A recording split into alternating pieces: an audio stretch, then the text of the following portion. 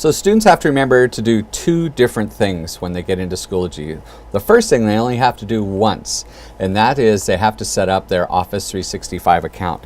So if you don't have an Office 365 account, it's not going to work. So you need to go to portal.office.com and log in with your username and password. And so that's what that looks like. So you get your username and password from your teacher. That'll log them in. Teachers, if a student can't get into Schoology, chances are it's because they haven't set up that Office 365 account. If they can't get into their Office 365 account, one of the reasons that we're finding is that students somewhere along the line have changed their password and they have forgotten that they changed their password. So they're trying to log in with their default password and it's not allowing them to do that. Students can actually go to the PEIMS clerk at your campus and have their password reset back to the original password. The next thing you got to do once they've logged into Office 365 and set up their account is that they actually go to Schoology. And the way to get to Schoology is that there's a very specific website that we have to have them go to, and it's episd.schoology.com. And if you don't go to that website, you're going to kind of be messed up. So if you look at it, it kind of looks like the Office 365 website. And that there's a reason why. So remember that the students had to have that Office 365 account. Here's why it is because they're logging into Schoology with their Office 365 account. So when they log in with their EPISD credentials, the full EPISD username and password. And so it's going to ask them, now I've got two accounts, so it's going to ask me which one I'm using. So I'm going to use my secret EPISD. We're not going to save that website. And so it should log in. And so when a student logs in, this is what they'll see. They'll see one or two different screens. Probably it'll default to this screen. And so it's very similar to Facebook. What they'll see is on the left-hand side is kind of the place where they can manage the materials. So the mastery, calendar, messages, people, subscriptions, that's all in there. What the students are really interested in, however, is courses. So when a student logs in up there, all of the courses that they're enrolled in will show up here. They don't have to do anything. If they're taking Algebra 1, their Algebra 1 course will show up.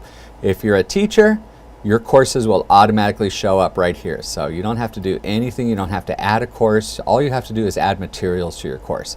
On the right-hand side of the screen, on this side, that shows upcoming events, things that are happening. So a teacher can put in a test that's coming up or a quiz that's coming up or when a report is due. That can be over here in the upcoming events. And then that'll always remind the students of those things that are coming up for them. So this is what a course looks like. Let me pop into a course here. I'm going to pop into just one here. Let's see. I'm going to do a very, very simple one here. This is a Schoology Master Instructor training. So when a student logs into a course, for instance, you'll be able to see again on the left-hand side. Mine looks a little bit different just because I have a few different rights than a teacher or a student might have. But you can see on the left-hand side, again, this is all the things that a teacher might see, a grade book that they're entering, whether a student has mastered a particular thing or not. They can take attendance if they wish. Members, these are the people that are enrolled in the course. That would be their students. Inside here, these are all the resources that are involved with the course. So teachers can add resources. They can add all different kinds. You can see right here, this is a Word document. Here's a video. Here's like you click on that. You can see there's some other things. There's a PowerPoint presentation.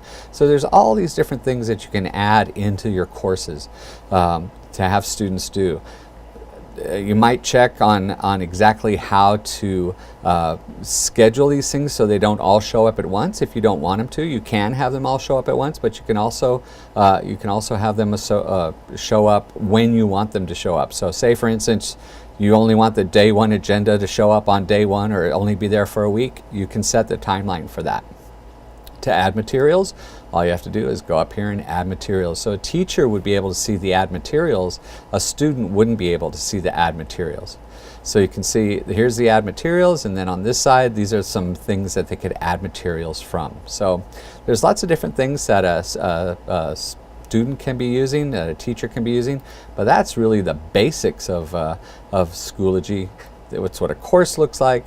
It looks a little bit different for students than it does for teachers, looks a little bit different for teachers than it does for me, but that's the basics of it. So you can also set up groups. So for instance, a teacher can set up a group that would be like a National Honor Society group, or the I don't know, Science Club group. Those are all groups that can be put up, and you can make them public groups and anybody can join, or you can have them set up that they're just groups that a specific set of students can join in as well.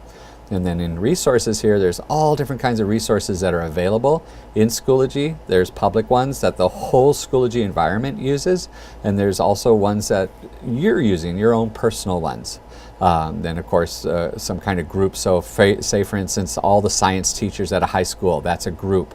They can put in resources, and then everybody from that group can share those resources.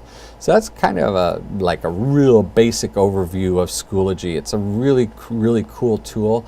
Again, to log in, you have to go to episd.schoology.com. You have to have that Office 365 account already turned on.